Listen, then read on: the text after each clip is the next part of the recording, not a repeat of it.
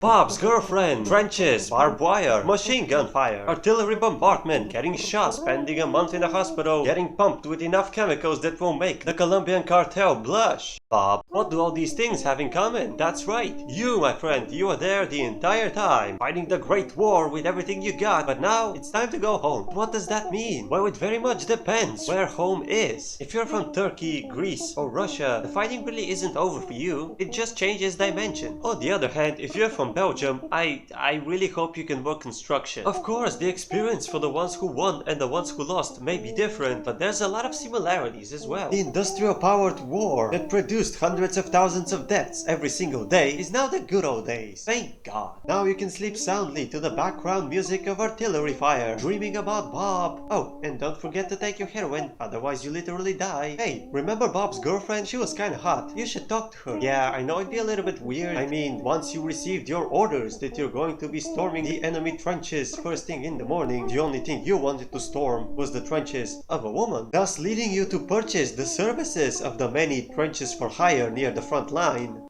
And now you have syphilis. But realistically, it's what Bob would have wanted. I mean, think of Bob. In fact, think of Bob the entire time you're with her. What, do you have any objections? Good. Bob would be proud. Look, I know I make it sound easy, but the reality is once you go back home, you won't have a job because it will be taken by a woman, you know, because they didn't serve in the military. Hopefully that doesn't make you misogynistic or something. However, if you live in one of the victorious countries, the government will always give you money for being a veteran, unless you live in America. For you see, the American Senate decided that paying veterans money is communism, so they decided not to. This of course led to the biggest protest in front of the White House America has ever seen up to this point. Seeing these mentally damaged, crippled, jobless, homeless, drug addicts, President Hoover did the only democratic thing he could, sending the military. Now I know this sounds shocking and the background music is fire. Thanks mate. Wait, I was doing the background music the entire time? Yes, I was doing the background music the entire time. Well, go back to it then. However, the whole ordeal looks something like this. A couple of horsey men, a couple of infantrymen, whatever those things are, and a lot of tear gas. I really hope some of these veterans don't have poison gas PTSD, otherwise it'd be kind of awkward. But don't worry about it, it could be a lot worse. You could go back to Germany. I mean, between the economic collapse, political instability, casual communist takeovers, and random angry dudes spouting conspiracy theories and such, you at the very least had money. Lots and lots of money. I mean, you needed a literal wheelbarrow of cash to buy bread, but none of this matters because the most important thing in your life now will be the Spanish flu. I mean, it's like COVID. If COVID kicks you in the nuts and gives you an RKO before doing all the COVID-y stuff. And yes, this flu will kill more people than the entire war for a shorter period of time. But hey, look on the bright side. Things can't get any worse. You should probably vote for that guy. I mean, the things he says don't really make a whole lot of sense. But the reality is you're still on heroin, so you lost the ability to make sense of things a week ago. And listen, if things with Bob's girlfriend don't work out, come back next week and I'll give you the best relationship advice.